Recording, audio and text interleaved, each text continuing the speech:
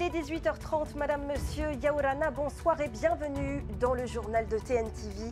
Je suis ravie de vous retrouver. Au sommaire de ce mardi, immersion ce soir au sein de la nouvelle cellule d'urgence médico-psychologique opérationnelle depuis le mois de juin. Elle permet de venir en aide aux personnes touchées par des événements traumatiques. Le dispositif sera développé dans tous les archipels. Les détails au début de ce journal.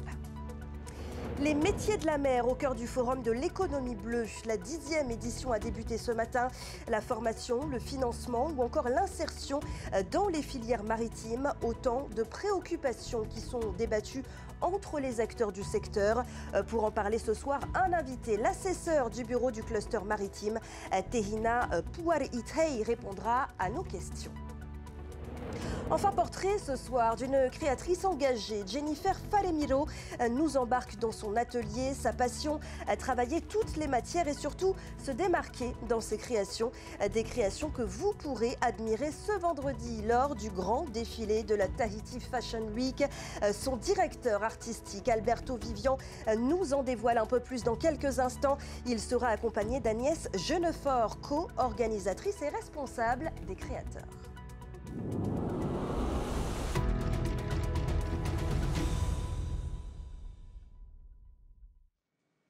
Avant de développer ces titres, on prend tout de suite la direction du palais de justice. Une nouvelle affaire de drogue était jugée aujourd'hui. Face à la cour, 7 individus dont les cerveaux du trafic. Des cerveaux qui opéraient depuis Nu'utania. Et c'est depuis la prison qu'ils ont élaboré leur stratagème pour faire entrer la drogue en Polynésie. Sam Teinaoré a assisté au procès. C'est à l'aide d'un téléphone portable que 7 individus et un autre co-détenu ont piloté l'opération depuis leur cellule en Utania. Ils ont recruté les mules, contacté le fournisseur aux États-Unis et élaboré la méthode pour éviter de se faire prendre. Les sachets de drogue étaient dissimulés dans des chaussettes dans un bagage cabine pour tromper les scanners aux États-Unis. Les sachets étaient ensuite cachés sous le siège d'avion à la place du gilet de sauvetage. C'est ensuite un complice de la compagnie aérienne qui récupérait la drogue une fois arrivé à Tahiti. Le réseau a été démantelé à cause d'une des mules qui avait oublié un sachet dans son bagage cabine. Il est quasiment le seul à être resté constant dans cette déclaration. Les autres prévenus ont parfois nié ou modifié leur déclaration. Chacun est libre d'adopter la défense qu'il veut et de dire ce qu'il veut au tribunal, c'est son droit. Maintenant, le tribunal est libre aussi de croire ou de ne pas croire et d'apprécier en fonction des déclarations de chacun. Moi, en tout cas, mon client, depuis le début, a toujours coopéré, a toujours tout expliqué, a toujours été constant. Le procureur de la République a requis des peines de 2 à 10 ans de prison ferme et une amende douanière de 250 millions de francs. Sur les 7 prévenus jugés ce matin, un seul ne s'est pas présenté, une femme sans domicile fixe et toxicomane.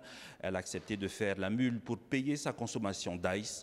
Elle est tombée enceinte. Durant sa grossesse, elle a continué à consommer de l'ice. Le jour de l'accouchement, le nouveau-né a été admis en réanimation car il était déjà accro à la méthamphétamine. Ces faits illustrent l'ampleur du trafic d'ice au Fénois. Des enfants ont consommé de l'ice avant même de pouvoir ouvrir les yeux. Voilà, les 7 prévenus ont écopé de 2 à 12 ans de prison ferme. Et lors de ce procès, une personne se trouvant dans le public a également été interpellée par la police. Elle a été surprise en train de filmer le procès à l'aide de son téléphone. Après son interpellation, son téléphone a aussitôt été confisqué. Le contrevenant encourt 2 mois de prison et 500 000 francs d'amende. Retrouvez plus de détails sur tntvnews.pf. La Polynésie est donc désormais dotée d'une cellule d'urgence médico-psychologique. Elle est rattachée à l'hôpital du Taoné et permet d'accompagner toute personne ayant subi un événement à fort impact psychologique. Le dispositif a prouvé son efficacité dans l'Hexagone. On en parle tout de suite avec Laure Philibert et Tauhiti Tauniwamusan. Oui, bonjour, Dr Jean Septi, je suis le médecin coordonnateur de la cellule d'urgence médico-psychologique sur le Taoné. Je me permets de t'appeler parce qu'on a reçu une demande concernant une situation qui a eu lieu hier. Accidents, disparitions, catastrophes naturelles ou décès brutal, des événements inattendus qui affectent les victimes, leurs proches et les témoins. Ces professionnels de santé accueillent des dizaines de patients chaque mois au sein du pôle de santé mentale, des patients confrontés à des chocs et qui doivent composer avec des blessures invisibles et pourtant douloureuses. C'est un soulagement, c'est une avancée parce que le besoin il est présent depuis très longtemps. Le gros problème, c'est que les chocs psychologiques, les traumatismes psychologiques, en fait, par définition, les gens n'en parlent pas, les gens ne veulent pas en parler parce que ça fait honte. Il y a beaucoup de honte et de stigmatisation par rapport à ça. Donc c'est très très difficile d'aller demander de l'aide. Donc en plus, quand l'aide n'est pas forcément très visible ou très présente, ça complique davantage les choses. Donc aujourd'hui, on essaye vraiment, on a à cœur d'être au contact et d'être facile d'accès pour les gens, avec des rendez-vous qui sont donnés assez rapidement, et puis un parcours de soins, une prise en charge qui se veut personnalisée, qui se veut adaptée, qui permet une meilleure évolution et une guérison possiblement. Ce type d'unité ambulante créée après l'attentat d'une station RER en région parisienne s'est développée dans l'Hexagone et les Outre-mer. Elles sont notamment intervenues après le passage du cyclone Chido à Mayotte en fin d'année dernière. À Tahiti, la première a vu le jour au mois de juin, le fruit de 3 ans de travail entre les centres hospitaliers du Taonnet et Charles Perrins à Bordeaux. Il faut savoir que pour la CUM, c'est valable partout sur le territoire, que ce soit en métropole, et je pense aux collègues de La Réunion, on était il n'y a pas très longtemps, au mois de janvier, suite à l'ouragan Chido qui a été désastreux. C'est vraiment un travail en réseau, c'est-à-dire qu'il faut avoir 2-3 personnes qui travaillent à temps plein là-dessus, sur ce sujet-là, qui font les consultations au jour le jour, des gens qui viennent. Et il faut des réseaux de volontaires, psychiatres, psychologues, infirmiers, puis tous les partenaires d'autres structures. Quand il y a un événement massif, il y a eu une alerte tsunami il n'y a pas très longtemps. Bon, il y a quand même les accidents, il y a la vallée de Papineau, il y a eu quand même très régulièrement des accidents absolument terribles, qu'il puisse tout de suite y avoir des renforts qui viennent aussi prêter main forte s'il y a une demande qui vient de la Polynésie. Jessica et Ségolène figurent parmi l'équipe ambulante susceptible d'intervenir 24 heures sur 24 et 7 jours sur 7. C'est hyper important pour la population déjà, qu'on soit présente et que tout le monde sache qu'il y a quelqu'un derrière, qu'il y a des soins derrière, que les gens ne sont pas seuls dans des situations qui sont vraiment compliquées, que nous on est là et qu'on ne lâche pas. Et puis vraiment la notion de travailler en équipe, je pense que ça c'est cette collaboration pluridisciplinaire qui est vraiment très très enrichissante. Ouais. Les cellules d'urgence médico-psychologique seront aussi développées dans l'ensemble des archipels du Fénois. Ouverture officielle ce matin par le président du pays du 10e Forum de l'économie bleue, intitulé Azimut 2030, attractivité des métiers de la mer. L'événement réunit les acteurs du secteur maritime autour d'un objectif commun, former, professionnaliser et inspirer la jeunesse polynésienne à s'engager dans les métiers liés à l'océan. On en parle plus en détail avec vous, Tehina Puari'i. Yorana. Merci d'être présent ce soir sur le plateau de TNTV. Vous êtes donc l'assesseur du bureau du cluster maritime. Tout d'abord, Tehina, on l'a dit, on met l'accent donc sur l'attractivité des métiers de la mer cette année. Quelle est la cartographie des formations actuellement en Polynésie ? Alors déjà, nous avons déjà le centre métier de la mer de Polynésie française qui propose 2 axes de formation. Donc les formations issues de la du maritime commerce et pêche. Donc en fait, le premier panel de formation est géré par les services de l'État. Donc ce sont les capitaines que vous voyez sur les goélettes. Et au niveau des tonniers, c'est le pays. Et il y a aussi des formations à l'université, il y a aussi d'autres établissements qui proposent aussi des formations, comme à l'université, donc le droit, le DU. Et il y a aussi d'autres sociétés qui proposent aussi la complémentarité des modules avec le CMPF. Et un campus des métiers et des qualifications de la mer vient aussi d'être lancé. Il sera complémentaire au centre des métiers de la mer ? Oui, comme notre président l'a rappelé aussi lors de notre forum, donc la formation commence déjà dès le jeune âge, donc déjà dans tout ce qui est collège. Donc on espère créer des vocations derrière. Les besoins sont là. Parce que là, il y a le renouvellement des flottes qui arrive.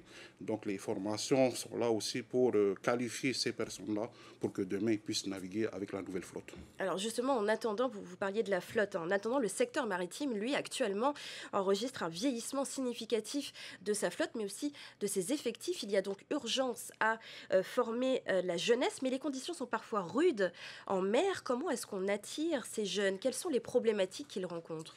Alors, c'est plutôt l'éloignement de la famille, hein, c'est déjà le premier cas. Donc, les jeunes ne sont pas trop motivés à rester longtemps au large, surtout au niveau de la pêche. Donc, le moyen pour nous, pour pouvoir les encourager, bon, après, ce sont les armateurs, hein, qui puissent aussi aligner aussi ce qu'il faut en termes d'indemnité mensuelle. C'est cela dont il est question donc justement lors de ce forum. Vous parlez également des enseignants, puisqu'on imagine que les qualifications doivent être spécifiques. Oui, alors là, depuis quelques mois, donc, il y a eu une convention qui a été signée avec l'ENSM qui permet d'apporter cette technicité avec notre centre de métier de la mer pour les formations, on va dire, de capitaine. Illimité, et puis des formations assez spécifiques. Lesquelles, par exemple? Donc, ça va venir aussi compléter ce besoin. Par exemple, je donne les soudeurs maritimes, une filière de formation qui n'existe pas sur le territoire, mais c'est un besoin. Donc, c'est toutes les choses qui sont à côté de ces métiers qui sont directement impactés sur la mer. Et nous avons besoin de pouvoir réfléchir comment faire venir ces formateurs ici. Les attirer ici en Polynésie. Ces formations ont un coût, bien sûr. Le Centre des métiers de la mer, lui, est financé en grande majorité par le pays, mais il faut toujours aller chercher des fonds. Comment assurer un financement régulier? Donc, c'est déjà l'ouverture de plusieurs formations. Il faut savoir que le Centre de métiers de la mer forme 60% des stagiaires qui sortent. Donc, 60% c'est lié aux formations maritimes d'État. Et 40% par rapport aux formations du pays. Donc l'année dernière, nous avons recensé 500 stagiaires qui ont été formés par le Centre du métier de la mer. Aujourd'hui, avec les chiffres que nous avons eus, donc d'ici la fin de l'année, on va atteindre les 600 stagiaires. Donc l'objectif, c'est de monter chaque année les propositions de formation. Merci beaucoup, Tehina, d'avoir été notre invitée ce soir.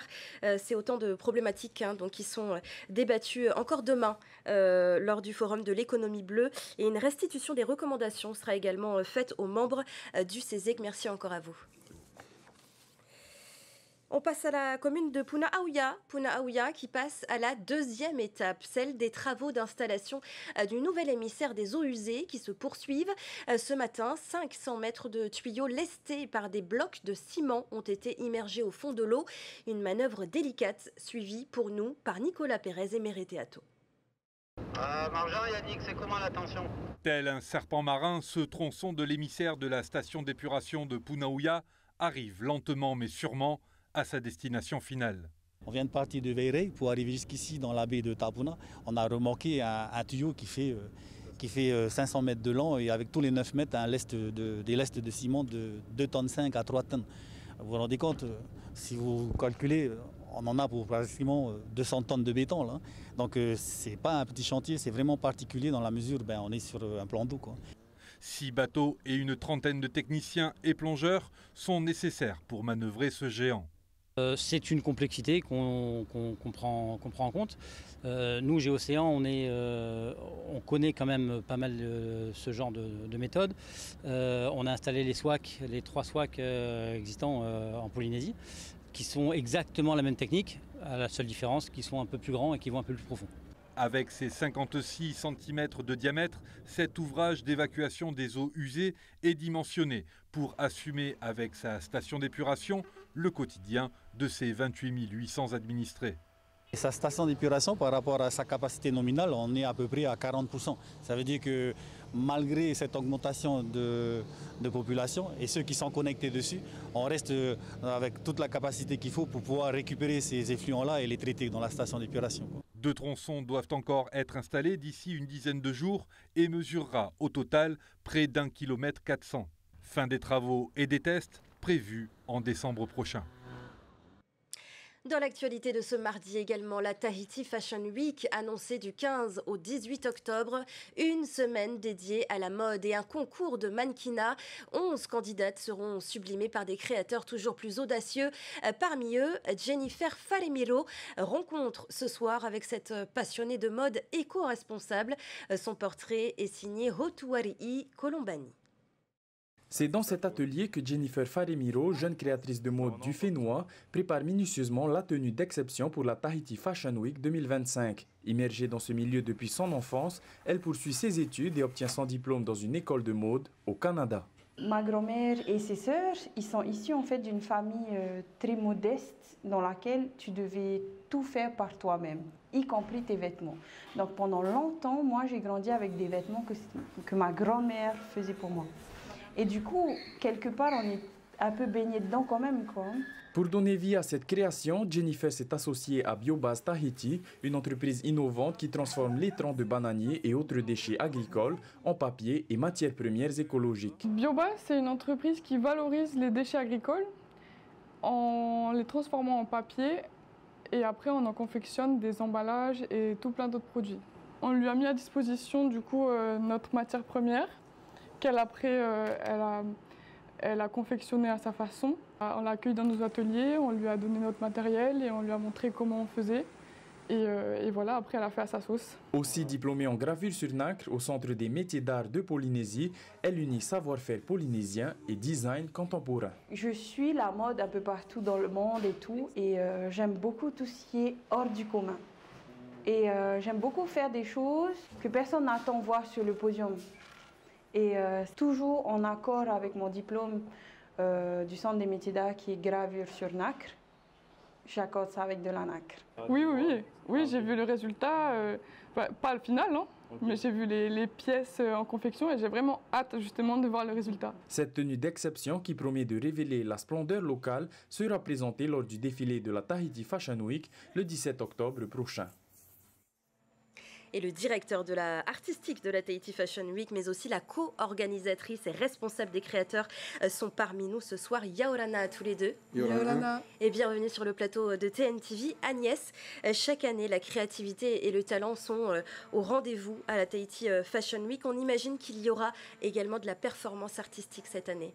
Tout à fait. Et d'ailleurs, votre reportage avant l'a souligné, la performance artistique de Jennifer Faremiro sera présente. On aura des groupes de danse également.